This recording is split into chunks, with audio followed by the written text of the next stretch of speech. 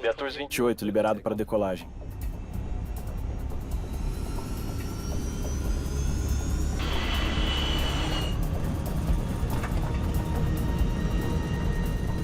Oitenta nós. Pare!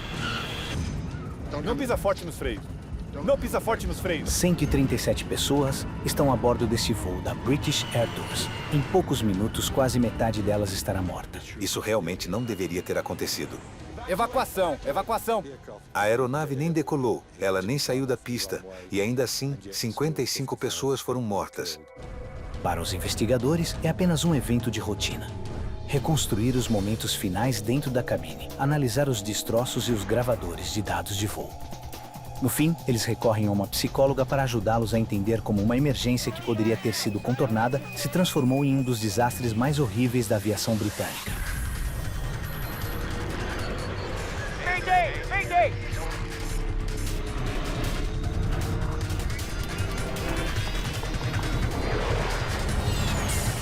Mayday, desastre aéreo. Esta é uma história real. É baseada em registros oficiais e em lembranças dos envolvidos. Pânico na pista. São quase 6 horas da manhã de 22 de agosto de 1985. O aeroporto de Manchester está ganhando vida. Os primeiros voos do dia estão sendo preparados para a partida. O voo 28 da British Air Tours está programado para levar 131 passageiros de Manchester para a ilha grega de Corfu. Capuz anti-chamas.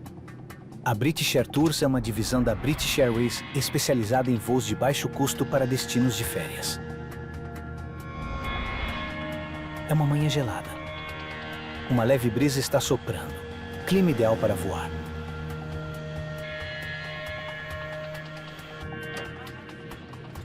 A maioria dos passageiros deste voo matinal está viajando de férias.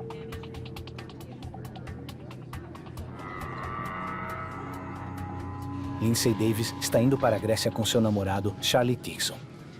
Tá tudo bem? Vamos lá. A gente estava namorando há um ano e por isso a gente estava tão animado. Sabe, eram as nossas primeiras férias juntos. O comandante Peter Tarrington está no comando. Eu era o comandante sênior de treinamento da frota. O primeiro oficial, Brian Love, está sendo treinado por Tarrington.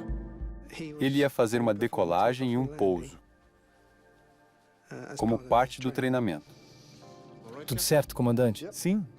Então, recapitulando, Brian, emergências no aeródromo, você controlando a aeronave, quais são as 4 razões para parar?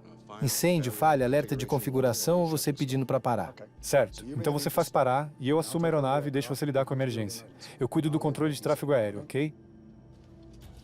Se você conversa sobre a possibilidade de uma emergência e discute o que fará, se de fato acontecer, é mais fácil de se lembrar desses itens. Ok, Brian, liga 2. Ligando 2. Pressão de óleo subindo. Tá, liga 1. 25, 26, 27, 28, 29. 129 mais 2 a bordo, comandante. Todos afivelados, portas fechadas e automáticas. Obrigado, Arthur. A tripulação está pilotando um Boeing 737.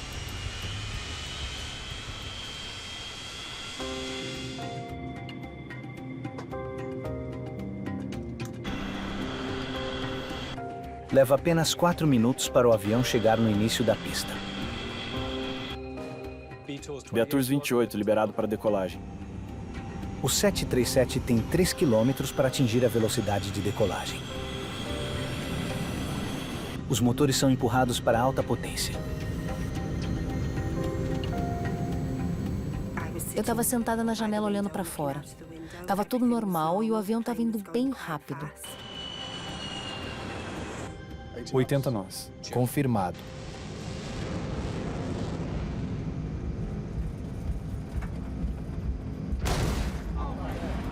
A gente ouviu um som abafado, que parecia estar vindo de fora. Eu estava muito curiosa para ver o que estava acontecendo lá fora, mas não consegui ver nada. O comandante Tarrington precisa agir rápido. Pare!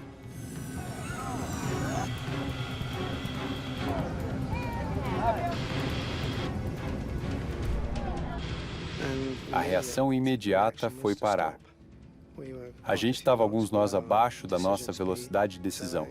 Então eu fechei as manetes bem rápido e acionei o reverso. Dava para sentir a aeronave desacelerando. Aí o Arthur disse que um pneu tinha estourado. E eu não sabia, então a gente só ficou ouvindo. Não pisa forte nos freios. Não pisa forte nos freios. Eu pensei que o pneu tivesse estourado e que causaria algum dano no trem de pouso, se a gente freasse muito forte. Não deve ser nada. Não se preocupe. Eu achei que um pneu talvez tivesse estourado, então não estava realmente preocupada naquele momento. O que eu pensei naquela hora foi, tá bom, a gente vai sair deste avião e provavelmente vamos ter que mover toda a bagagem para outro avião e decolar.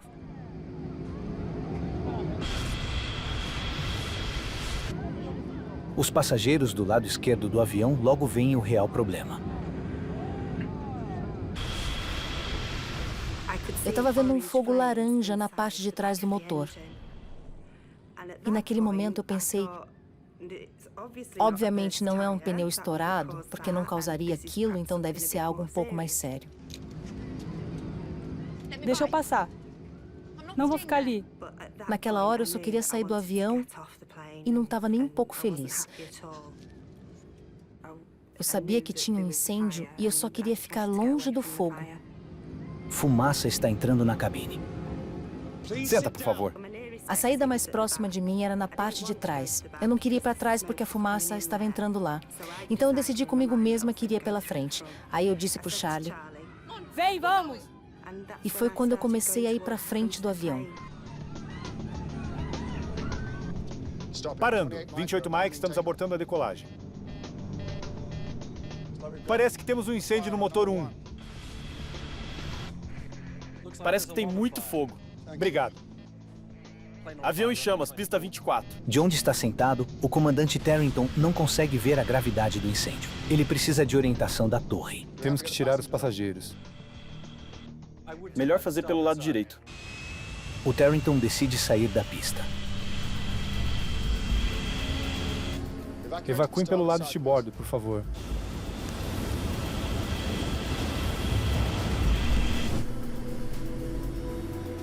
Simulação de incêndio, motor 1. Desligando 2.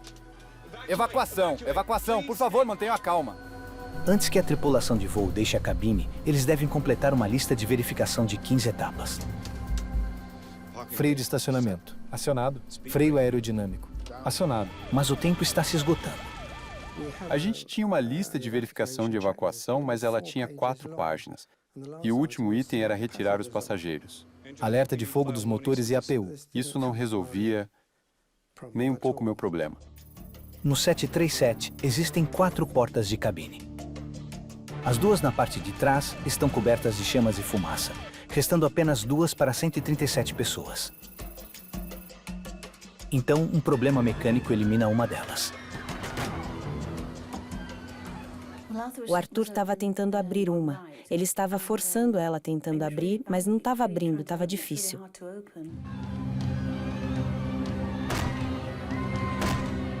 A parte de trás da cabine está enchendo de fumaça.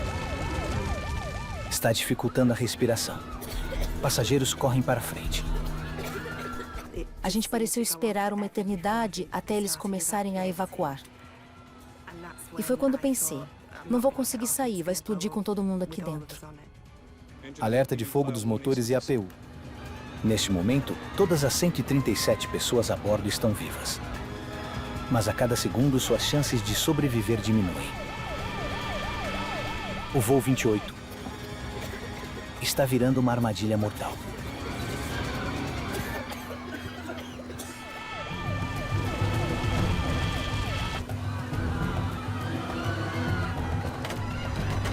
A porta travada do lado direito do voo 28 da British Air Tours não deixa escolha para a tripulação.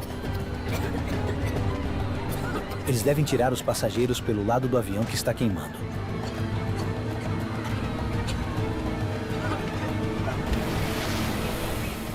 Assim que abrimos a porta, os bombeiros já tinham chegado e estavam jogando espuma na escorregadeira, e ela invadiu o piso da copa. A gente queria começar a evacuar os passageiros, mas tinha um pequeno congestionamento e ninguém conseguia avançar. O corredor é bem estreito onde fica a copa. E eles ficavam se empurrando. Aí eu vi um garotinho que estava sendo empurrado contra a parede.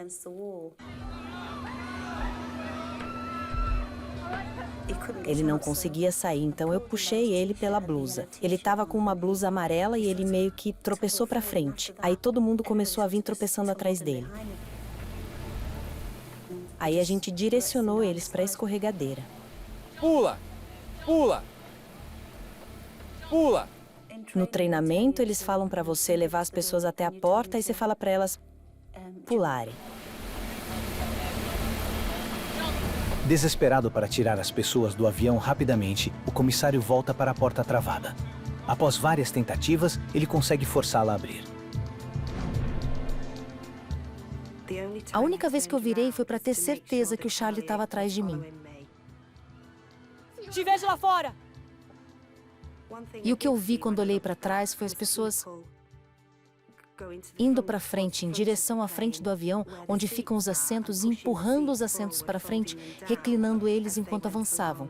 Então elas estavam correndo lá de trás para vir para frente. A escorregadeira estava aberta e as pessoas estavam simplesmente pulando nela. Quando eu cheguei na porta, não olhei mais para trás. Eu só queria sair. Dezenas de passageiros conseguiram sair do avião, mas ainda há muitos mais lá dentro. O ar estava fumegante e tinha uma fumaça preta espessa. O Charlie disse que depois que eu tinha saído, entrou uma fumaça preta e todo mundo começou a gritar e entrar em pânico. Ele disse que as pessoas iam morrer lá dentro. O comandante Peter Terrington e seu primeiro oficial Brian Love ainda estão a bordo do avião em chamas. E eles ainda não terminaram o passo a passo necessário para evacuar. Tinha 4 toneladas de combustível saindo daquela aeronave, do tanque da asa. Tá pronto, Brian? Vai lá. Eu estava vendo muito fogo. Completar a lista de verificação colocaria suas vidas em risco. Fizemos tantos itens quanto pudemos. Então nós dois saímos pela janela da cabine.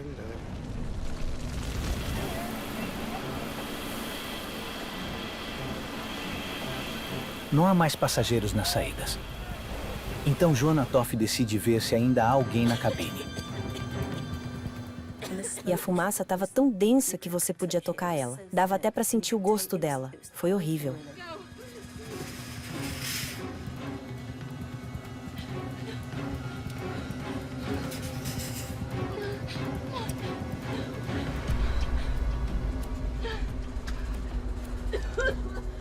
Tinha uma jovem mais na frente na cabine, mas ela estava realmente desorientada. Quer dizer, acho que todo mundo estava. A gente não tinha ideia do que estava acontecendo. Eu levei ela até a escorregadeira. Aí ela foi tirada do avião. O bombeiro me disse para sair naquele momento. Aí eu fiquei pensando, eu não terminei, ainda não terminei. Quando a Toff entra de novo na cabine, a fumaça espessa torna tão difícil ver quanto respirar.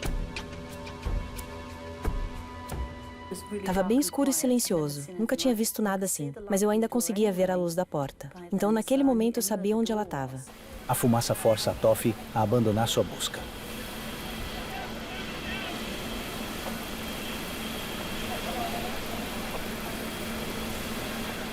Minutos depois de sair da pista, o voo 28 da British Air Tours é consumido pelo fogo. A gente saiu de uma cabine de comando que estava relativamente intacta e quando a gente virou para trás, viu uma aeronave totalmente destruída. Isso aconteceu em questão de segundos. Foi terrível. 54 pessoas estão mortas. Outra morreu no hospital.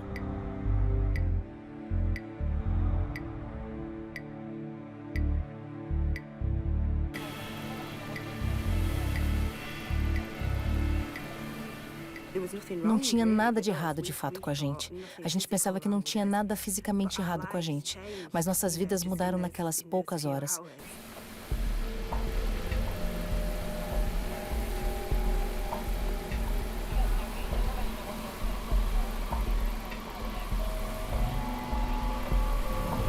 Eu não conseguia respirar. Eu estava praticamente na porta e não conseguia respirar.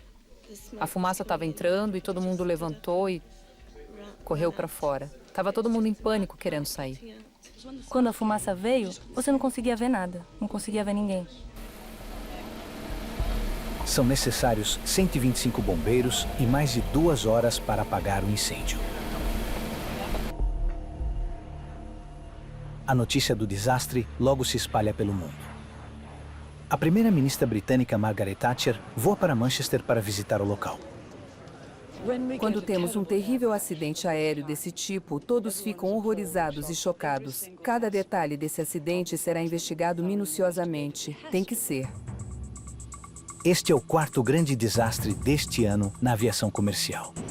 Em junho de 1985, um jato da Air India explodiu sobre o Oceano Atlântico. 329 pessoas foram mortas. Semanas depois, 137 pessoas morreram quando um voo da Delta Airlines caiu no aeroporto de Dallas-Fort Worth. E apenas 10 dias antes do acidente em Manchester, teve o acidente mais mortal da história, envolvendo uma única aeronave. O voo 123 da Japan Airlines, um 747 totalmente lotado, colidiu com uma montanha, matando 520 pessoas.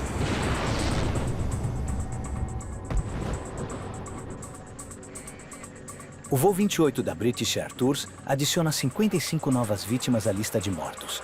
1985 é agora o ano mais mortal da história da aviação comercial. O público que viaja de avião está ficando nervoso. A Divisão de Investigação de Acidentes Aéreos da Grã-Bretanha envia uma equipe a Manchester para desvendar os eventos que levaram à catástrofe. Entre eles, Stephen Moss. Ele vai inspecionar os motores do avião. Isso realmente não deveria ter acontecido. A aeronave nem decolou, ela nem saiu da pista, e ainda assim, 55 pessoas foram mortas. Chris Prothero também está na equipe. Seu foco é no incêndio. A gente estava ciente, a partir dos relatórios iniciais, que o fogo tinha entrado muito rapidamente na aeronave assim que ela parou. E era nisso que eu estava focando. Não leva muito tempo para Stephen Moss descobrir onde o problema começou. Ele vê danos no avião que não foram causados pelo fogo. Bom, a primeira coisa que notamos foi o buraco na parte inferior da asa. E bem do lado tinha um buraco enorme na lateral do motor. Parece que um foi a causa do outro. Não sei.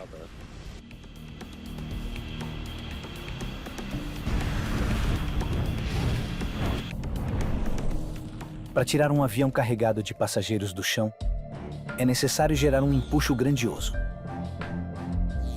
Essa potência é gerada quando o ar passa pela parte frontal do motor até uma série de pás do compressor. Ele é então inflamado e o escapamento empurra o avião para frente. Algo claramente deu muito errado com o motor esquerdo do voo 28.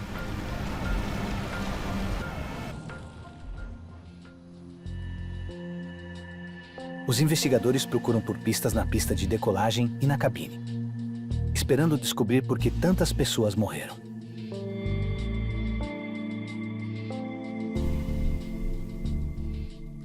Quando entrei na cabine pela primeira vez, ela tinha, como em todos os incêndios de aeronaves, um cheiro penetrante e devastador. Plástico queimado, combustível queimado, materiais queimados tinham caído nos assentos, e os corredores estavam cheios de destroços dos compartimentos superiores. Uma cena de devastação. Os danos na cabine são reveladores. Seu teto está quase completamente carbonizado, mas sua parte inferior está relativamente intacta. Estava evidente que não tinha tido um flashover neste caso em particular.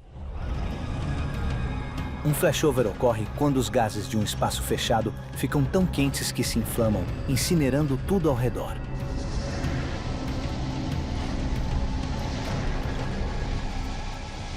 A forma como a cabine do voo 28 foi carbonizada mostra a Prótero qual foi a natureza do incêndio.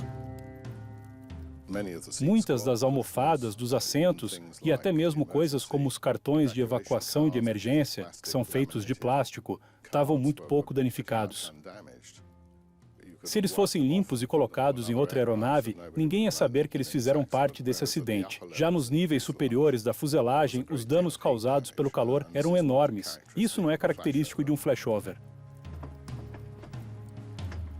O incêndio na cabine tinha sido grave, mas não deveria ter sido catastrófico.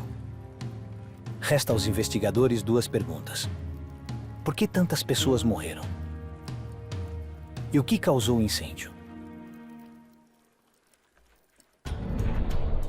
A resposta para a segunda pergunta pode estar fora do avião, no meio da pista. Os investigadores encontram um grande pedaço de metal em forma de cúpula no caminho que o avião fez. Steven Moss pode ver que é de uma peça do motor chamada capa do combustor.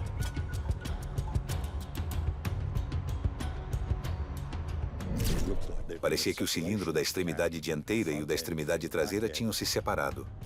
A câmara de combustão dos motores a jato do 737 contém 9 cilindros de combustão. É onde o combustível e o ar são misturados e inflamados. Então cada cilindro precisa suportar um calor intenso.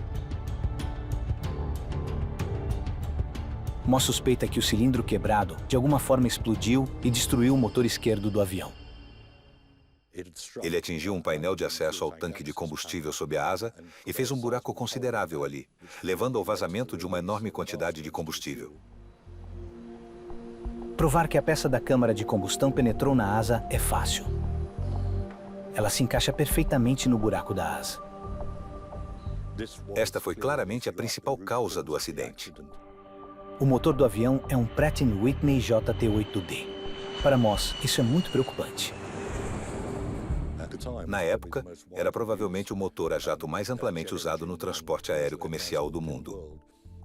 E, obviamente, era bastante urgente que a gente tentasse encontrar a causa disso, para evitar que outras aeronaves tivessem o mesmo problema.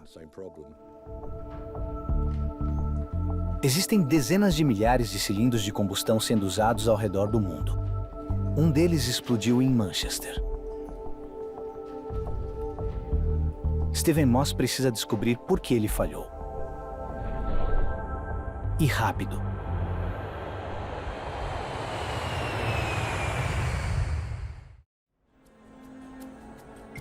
Os investigadores que analisam o incêndio mortal a bordo do voo 28 da British Air Tours examinam o registro de manutenção do avião. Eles descobrem que o cilindro de combustão que se rompeu tinha sido reparado anteriormente. A gente precisava analisar o quão eficaz esse reparo foi. Durante uma inspeção de rotina 1 ano e meio antes, os mecânicos encontraram pequenas rachaduras em alguns dos cilindros de combustão.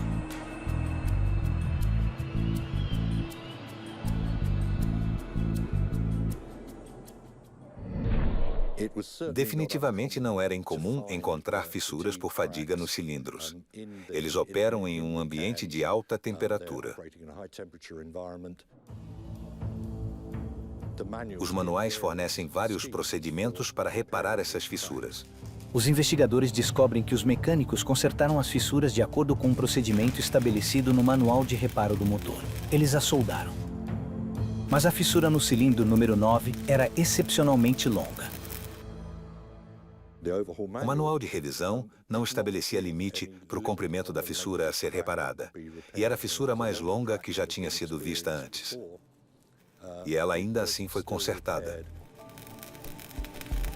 Depois que os cilindros consertados foram colocados de volta no motor, os mecânicos não tinham como saber que a solda não tinha selado efetivamente a fissura. Isso porque os cilindros não podem ser inspecionados enquanto o motor está no avião. Desde o concerto, houve 11 relatos de aceleração lenta do motor que explodiu em Manchester. Um cilindro de combustão danificado pode ter sido uma razão para o problema. Mas os manuais de solução de problemas disponíveis para os mecânicos em Manchester não listavam isso como uma possível causa. Foi a Pratt & Whitney que ofereceu outras maneiras de corrigir o problema de aceleração. Não parecia nenhuma surpresa para eles. Era como se eles já tivessem visto isso antes.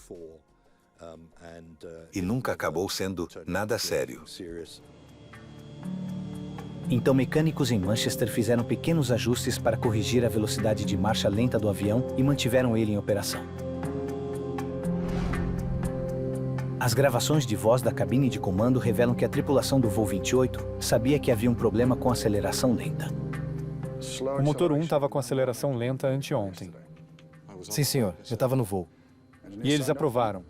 Mas o registro levou o capitão Terrington a acreditar que o problema tinha sido corrigido. Um comentário no registro técnico de um voo anterior indicava que a aceleração do motor estava lenta. Não parecia um problema grave, porque os engenheiros tinham feito alguns reparos e a aeronave tinha voado no dia anterior sem problemas. Os ajustes na rotação de marcha lenta não resolveram o verdadeiro problema: a fissura do cilindro de combustão, que atingiu o limite crítico no voo 28. Parando. 28 Mike, estamos abortando a decolagem. Evacuação, evacuação. Por favor, mantenha a calma. Se a companhia aérea tivesse inspecionado os cilindros, acho que com certeza teriam visto o problema. Os investigadores agora conhecem as origens do desastre de Manchester. A fissura soldada no cilindro de combustão número 9 cedeu enquanto o voo 28 acelerava pela pista. A frente do cilindro é ejetada do motor e faz um buraco na parte inferior da asa esquerda. Isso provoca um enorme vazamento de combustível no motor danificado, causando incêndio. Incêndios de motores não são incomuns. A fuselagem de um 737 é isolada com material retardante de chamas para proteger a cabine. Os investigadores ainda não entendem como um incêndio fora do avião se espalhou para a cabine tão rapidamente. O inspetor de incêndio Chris Prothero encontra parte da resposta ao ver fotos do avião enquanto ele acelerava pela pista. Com as fotos, ficou evidente que o incêndio teve uma fase bem ativa enquanto a aeronave estava em alta velocidade na pista, o que produziu esse tipo de chama energética e turbulenta, tipo um maçarico acompanhando a traseira da aeronave. Uma foto de imprensa do dia do acidente faz Prothero chegar a uma nova teoria. As fotos da aeronave que apareceram na imprensa mostravam o reversor de empuxo esquerdo acionado. A impressão geral que se tinha daquela fotografia era que os reversores de empuxo tinham realmente lançado chamas como um maçarico contra a lateral da fuselagem, e que essa foi a explicação do motivo pelo qual o fogo tinha penetrado tão rapidamente. Aquela foto e suas implicações, na verdade, se tornaram bem significativas. Pare! Há várias maneiras de parar um jato em alta velocidade. Uma delas é com os freios. Não pisa forte nos freios. Outra delas é com os reversores de empuxo do motor. Os reversores de empuxo redirecionam o escapamento do motor a jato para frente. Isso ajuda a desacelerar o avião. Parecia que os reversores de empuxo simplesmente tinham soprado aquele tanto de chamas na lateral esquerda da aeronave diretamente na fuselagem traseira. Isso explicaria a razão do fogo destruir a cabine tão rapidamente. Agora parece plausível que o capitão Terrington tenha piorado o incêndio ao tentar desacelerar o avião. Mas o Prothero tem duas boas razões para duvidar de sua teoria. Uma delas é o local onde foi encontrado o resíduo de queima proveniente do gás de exaustão ou efluxo.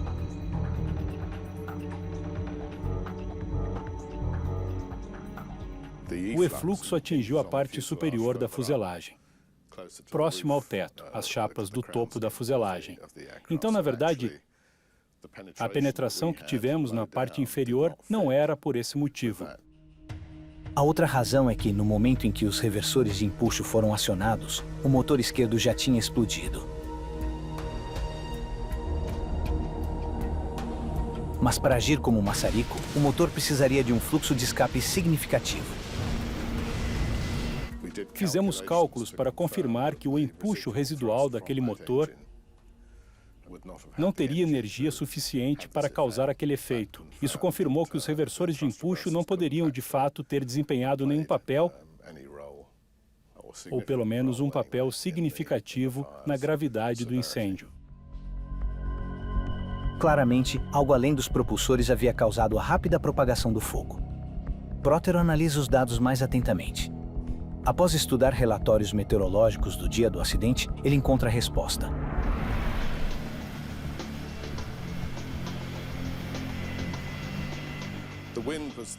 O vento foi o principal fator que agravou o incêndio que atingiu o exterior da aeronave, que rapidamente penetrou nela e que também afetou as condições dentro da cabine. Ao acreditar que tinha estourado um pneu, o capitão Terrington tomou uma decisão fatal. Parando. 28 Mike, estamos abortando a decolagem. Quando ouvimos o estouro, fechamos as manetes. Eu tinha imaginado que a gente ia liberar a pista e pedir ao controle de tráfego para um engenheiro que viesse e desse uma olhada nos pneus.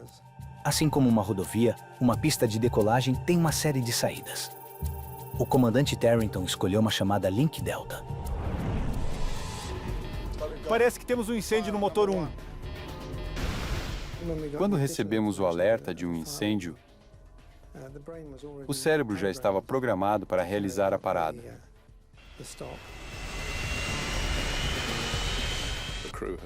A tripulação estava ciente de que tinha um incêndio, mas na hora não pensaram na natureza e na gravidade dele. Então eles saíram da pista. O capitão Terrington virou seu avião para a direita e parou. Ele não podia saber que fazer isso deixaria o problema muito pior. Tinha um vento lateral, um leve vento vindo do lado esquerdo da aeronave, que estava carregando fogo que se originou no combustível e foi acumulando na asa esquerda. Ele levou as chamas para trás, para a parte traseira, na parte de cima e na de baixo da fuselagem traseira, entre a asa e o estabilizador horizontal. O vento envolve o fogo na parte traseira do avião e para dentro da cabine. Se não tivesse vento, acho que a situação teria sido muito mais benigna. Os investigadores descobriram como o incêndio começou e as condições que o fizeram penetrar na cabine. Agora, o investigador Ed Trimble deve resolver o maior mistério em torno do acidente de Manchester. Aqui a gente tinha uma aeronave que tinha abortado a decolagem por um bom motivo e que taxiou para fora da pista e parou numa pista de táxi de forma ligeira. E ainda assim, 55 pessoas perderam suas vidas. Então a grande questão era por que exatamente isso aconteceu. Os investigadores descobriram que a maioria dos mortos não foi encontrada nas partes mais incendiadas do avião. As autópsias indicarão o verdadeiro assassino no voo 28.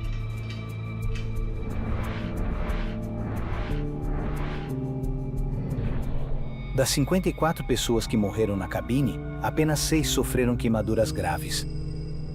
Todas as demais morreram por inalação de fumaça. Parece que a fumaça na cabine era particularmente letal. Os sobreviventes contam aos investigadores que a fumaça era insuportável. A fumaça era extremamente preta e dava quase para tocar nela. Foi muito estranho. E eles diziam que o efeito era chocante. Assim que você respirava a fumaça pela primeira vez, começava a se sentir debilitado e sabia que se respirasse mais 1 ou 2 vezes, seria o fim. Na época do acidente de Manchester, os efeitos do fogo em um avião já tinham sido bem estudados e compreendidos. Mas os efeitos da fumaça não. Para descobrir o que tornou a fumaça tão tóxica, Trimble decide recriar o incêndio que ocorreu no voo 28. A gente estava tentando simular não apenas os gases que foram produzidos, mas também os níveis de ameaça que foram gerados. A fumaça que preencheu o avião era de materiais que queimavam dentro da cabine. A espuma dos assentos, A lã dos carpetes e os bagageiros de plástico liberam gases venenosos. Tais condições são recriadas queimando estes mesmos materiais.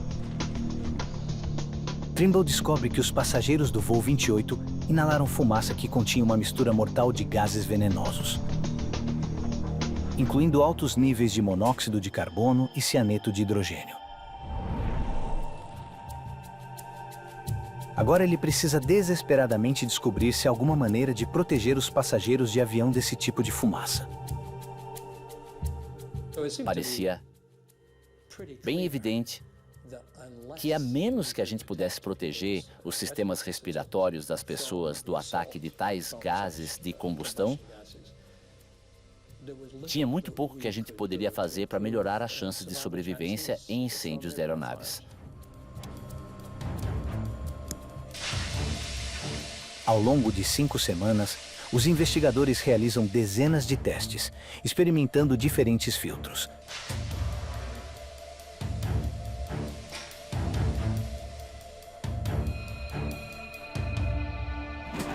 Eles queimam quase 1/4 de tonelada de material para criar a fumaça necessária.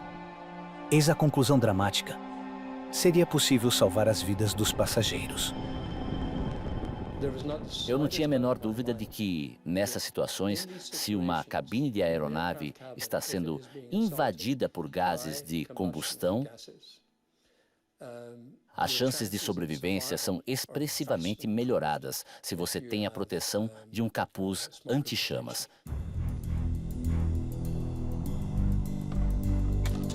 O voo 28 da British Air Tours tinha capuzes anti-chamas suficientes apenas para a tripulação, e eles não foram usados. A pesquisa do Trimble indica que capuzes anti-chamas para passageiros poderiam ter salvado vidas. Existem capuzes, tanto do tipo filtrante quanto do tipo com ar respirável, que podem fornecer um nível muito alto de proteção às pessoas nessas circunstâncias.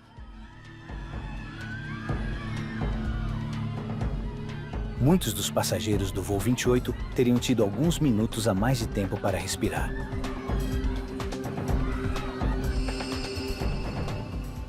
Foi tudo num piscar de olhos, sabe?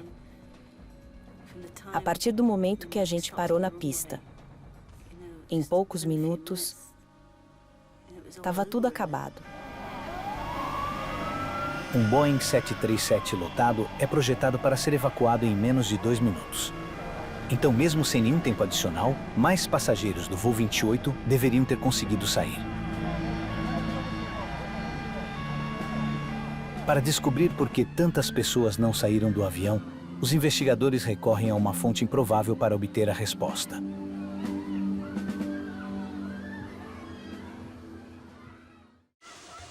Pula! Pula! Por lei, os fabricantes de aviões devem provar que suas aeronaves podem ser evacuadas de forma rápida e segura. Quando o 737 foi introduzido no Reino Unido, a Boeing demonstrou que 130 pessoas poderiam sair do avião em apenas 75 segundos.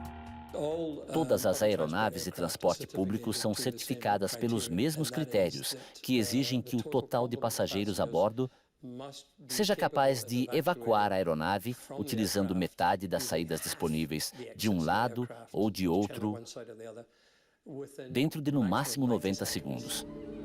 Mas 90 segundos depois que o voo 28 parou, a maioria dos passageiros ainda estava a bordo.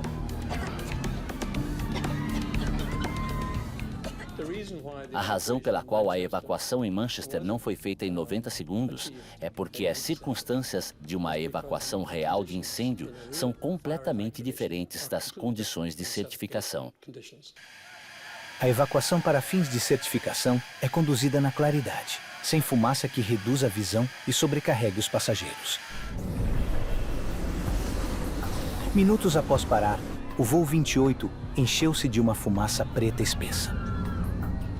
Assim que a fumaça começou a se espalhar na parte de trás da cabine, e então se expandir para frente, isso induziu um pânico imediato naqueles que foram mais afetados pela fumaça, porque a respiração deles, quer dizer, o que eles mais disseram foi: eu respirei uma vez a fumaça e senti que meus pulmões estavam falhando. Dá para imaginar que nessas condições as pessoas têm que sair de perto da fumaça. E elas fizeram isso basicamente passando por cima dos assentos e de outras pessoas na frente delas. Em menos de 5 minutos, o que deveria ter sido um acidente ameno tornou-se mortal. Para evitar tragédias futuras, a Autoridade de Aviação Civil da Grã-Bretanha decide estudar mais as pessoas. Helen Muir é uma psicóloga e a principal especialista em como o design de aviões pode influenciar na sobrevivência. Ela é solicitada para estudar o comportamento dos passageiros do voo 28, a fim de descobrir a razão de tantas mortes. O que a gente precisava aprender a fazer foi projetar o interior da aeronave para que, mesmo se a gente tivesse o que podemos chamar de comportamento totalmente disfuncional, a gente pudesse acomodar as necessidades dos indivíduos e seu desespero para sair. Helen monta uma cabine para simular o voo 28 e a enche com voluntários. Então, para fazê-los agir como se o avião estivesse em chamas, ela oferece dinheiro aos primeiros que saírem. Isso gerou um comportamento inacreditável. As pessoas passavam por cima dos assentos, contornavam umas às outras, todo tipo de coisa. E quando os sobreviventes do acidente real de Manchester vieram e viram os vídeos, eles disseram, foi assim mesmo.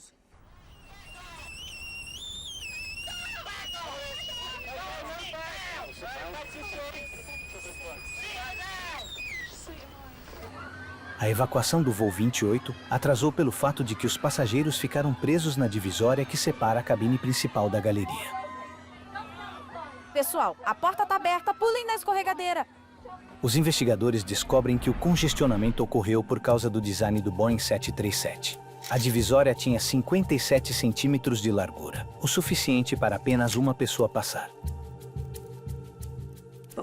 Mas o que eles queriam saber era o quão mais larga precisariam fazer a divisória para que as pessoas não parassem e bloqueassem a passagem. A gente estava tentando o máximo possível recriar a situação que aconteceu em Manchester, para então ir variando de forma sistemática o interior da aeronave para ver quais mudanças melhorariam a situação para os passageiros. Os testes mostraram que a divisória estreita criava obstáculos que os comissários de bordo tinham que liberar constantemente. Aumentar a largura para 76 centímetros melhorou muito o movimento dos passageiros.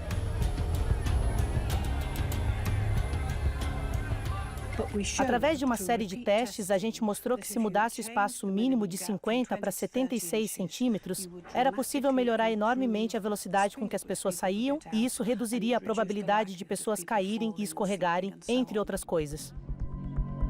Como resultado do trabalho de Helen Muir, foi feita uma recomendação para se aumentar o espaço entre as paredes da divisória para 76 centímetros. E introduzir luzes no piso para ajudar a guiar os passageiros às saídas, mesmo se estiverem cegos pela fumaça.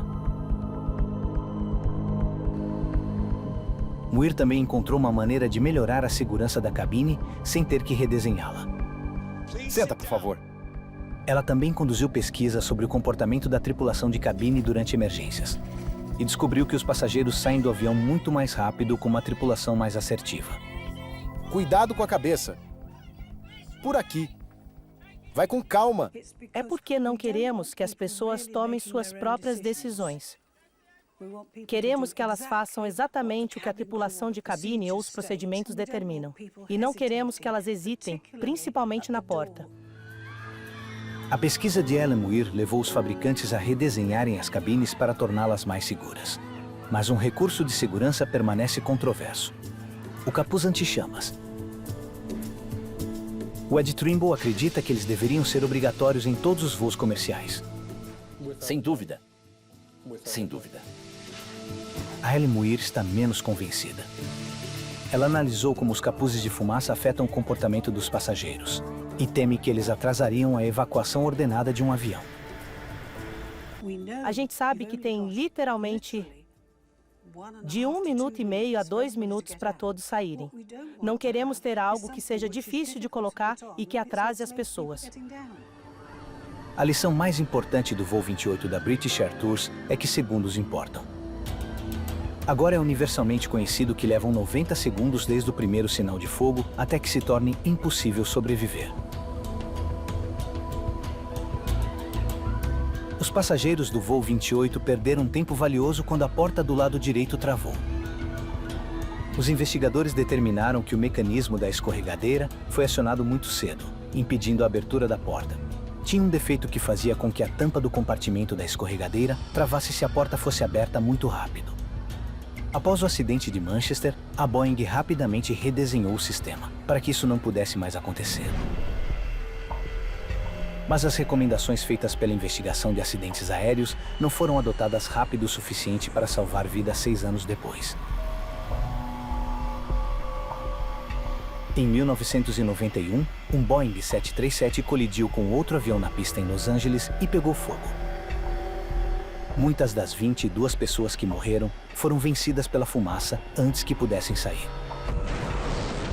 Mas em 2005, a queda de um jato da Air France em Toronto mostrou o quanto a aeronave mudou desde o acidente de Manchester. Todas as 309 pessoas saíram daquele avião em apenas 90 segundos.